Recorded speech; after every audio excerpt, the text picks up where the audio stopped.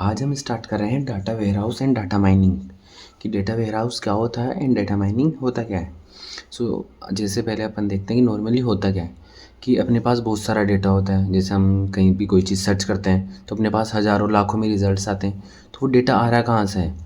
तो उस डाटा को जो अलग अलग जगह से डेटा आ रहा है उस डेटा को स्टोर करना।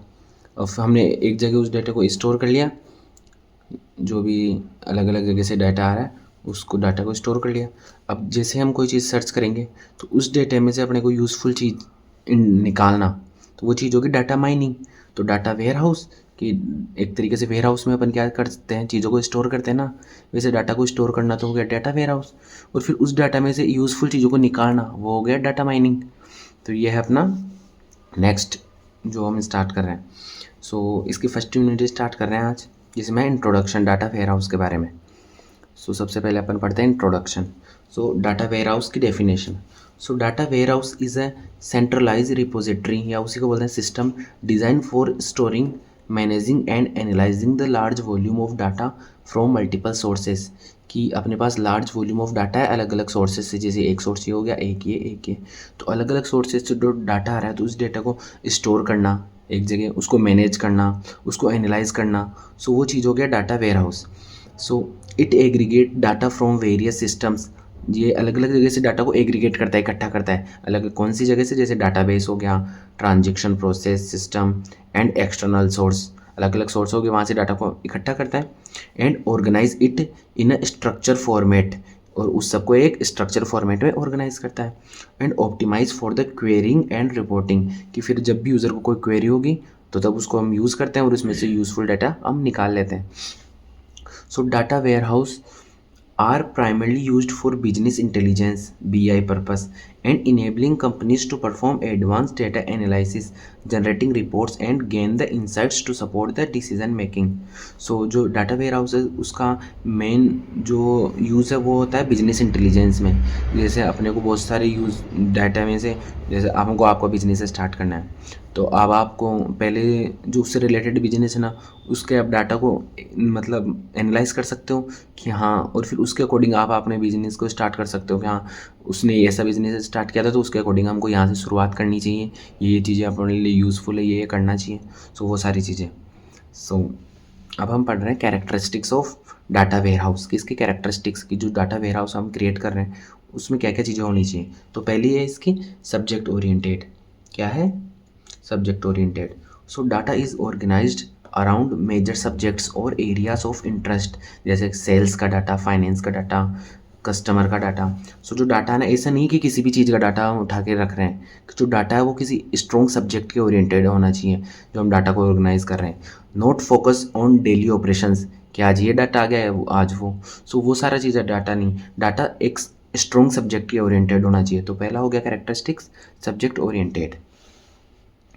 अब दूसरा कैरेक्टरिस्टिक्स अपने पास इंटीग्रेटेड, मतलब इंटीग्रेशन का मतलब होता है एक जगह। Data consist of data from different variable sources integrated under one platform.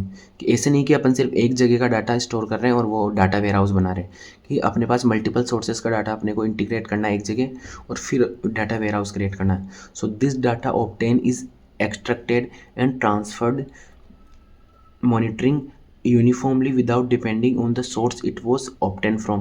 कि हम जब अलग अलग सोर्सेज से डाटा को एक जगह करेंगे तो अब ये उन जो सोर्सेज से हमने डाटा को इकट्ठा किया था उस पर डिपेंड नहीं होता, उन सबको एक साथ इंटीग्रेट करके और फिर हमने एक जो वेयर हाउस क्रिएट कर दिया। वो उस पर डिपेंड करेगा। पहला हो गया सब्जेक्ट ओरिएंटेड होना चाहिए डाटा, दूसरा डाटा इंटीग्रेटेड होना चाहिए मल्टीपल सोर्सेज से।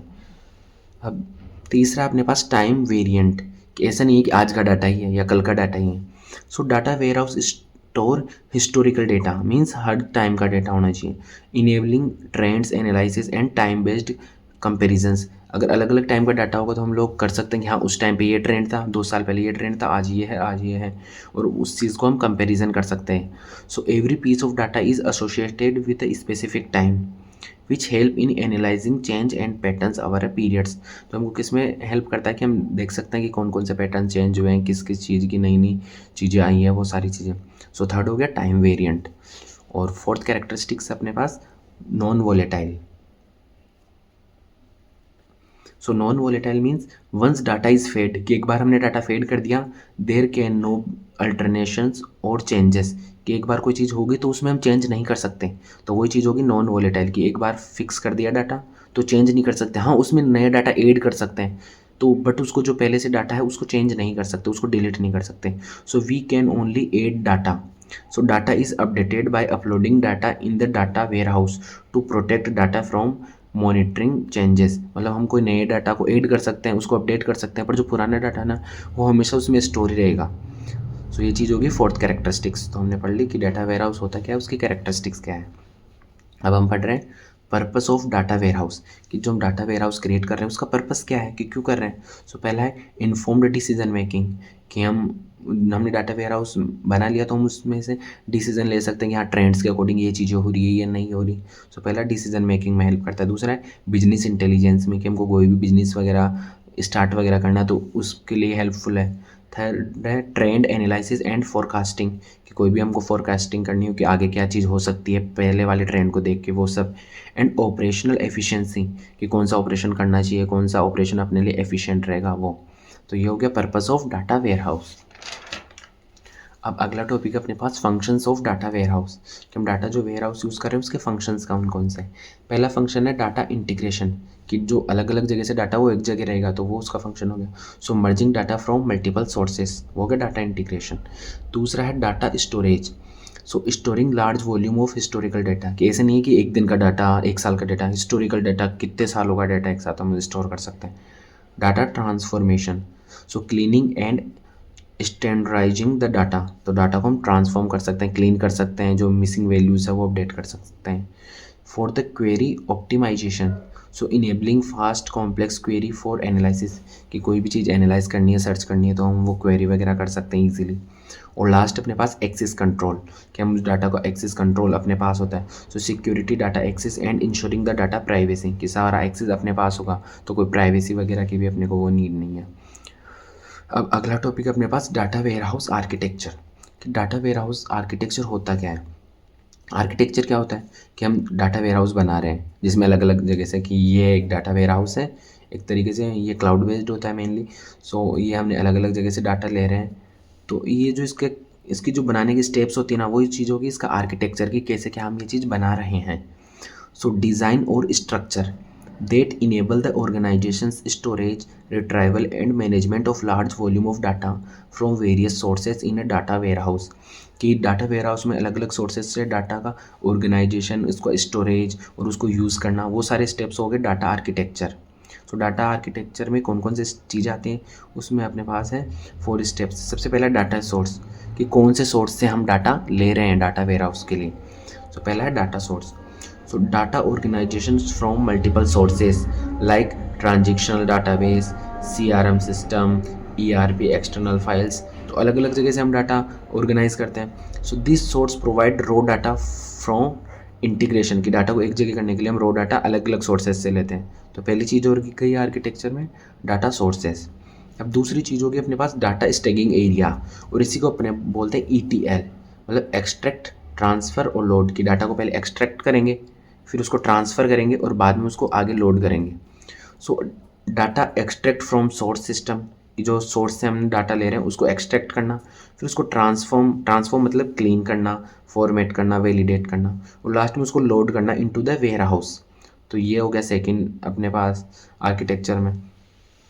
सो ये जो ETL है, act as a buffer and ensure the data entering the warehouse is consistent and high quality, कि जो एंटरिंग है ये, सो जो डाटा एंटर कर रहा है ना वेयर हाउस में वो कंसिस्टेंट हो और हाई क्वालिटी हो, ये चीज़ इंश्योर करता है ये सेकेंड लेयर ETL। अब थर्ड अपने पास data warehouse storage and access layer, कि हम डाटा को अब स्टोर करने तो दिए, पर जो डाटा वेयर हाउस स्टोरेज और एक्सेस लेयर वो, सो एक तो होती है सेंट्रल रिपोजिटरी का मतलब ही होता है warehouse. So house data in an organise format often using star और स्नोफ्लेक स्कीम्स। सो वही हो गया कि डाटा को एक तरीके से स्टोर करने की है ये सेंट्रल रिपोजिटरी, मेनली जहाँ हम सारे डाटा को स्टोर करते हैं। एक कोई डाटा मार्ट्स, कि अब एक जगह ना करके जो एक जैसे डाटे थे ना उनका अलग अलग मार्ट्स बना दिए, तो वो चीज़ होगी data marts. So subsection of warehouse की वेबसाइट, वेयर हाउस के subsections focused on specific business functions और डिपार्टमेंट्स। और फिर है ओलेप, ऑनलाइन एनालिटिकल प्रोसेसिंग, ये इसकी है full form. So enable multiple dimensional data analysis allowing users to view data from different prospectives. मतलब ओलेप क्या करता है यूज़र्स को, मतलब हम जो यूज़र्स है वो एक डाटा को सिर्फ एक प्रोस्पेक्टिव से नहीं, हम अलग अलग प्रोस्पेक्टिव से देख सकते हैं कि हाँ इसके लिए इसके अकॉर्डिंग ये चीज़ बेस्ट हो, ये डाटा इसके अकॉर्डिंग ऐसा रहेगा, इसके अकॉर्डिंग ऐसा। सो ये हो गया अपने पास डाटा वेयर हाउस स्टोरेज या एक्सेस लेयर की, कहाँ कहाँ अपन स्टोर कर सकते हैं, कहाँ कहाँ से एक्सेस कर सकते हैं वो। सो पहला हो गया डाटा सोर्स, फिर हो गया डाटा स्टैकिंग एरिया, फिर हो गया data warehouse storage and access layer, और लास्ट फोर्थ है अपने पास प्रेजेंटेशन एंड एक्सेस लेयर की, जहाँ पे हम डाटा को प्रेजेंट करते हैं। So BI tools and dashboards, so provide users with access to the reports, कि जो यूज़र है जैसे हम लोग हैं रिपोर्ट्स वगैरह देख सकते हैं, डैशबोर्ड देख सकते हैं कि हाँ ये डाटा ज़्यादा यूज़ हो रहा है, ये कम यूज़ हो रहा है, वो सारी चीज़ें। Reports, dashboards and data visualisation tools for analyse and decision making. So user access interface allow querying reporting to end users. So ये हो गया अपने पास last presentation and access layer. So ये हो गया अपने पास डाटा वेयर हाउस आर्किटेक्चर होता क्या है वो। अब हम नेक्स्ट वीडियो में पढ़ेंगे डाटा वेयर हाउस आर्किटेक्चर के टाइप्स, 1 टायर 2 टायर वो सारी चीज़ें। Thank you.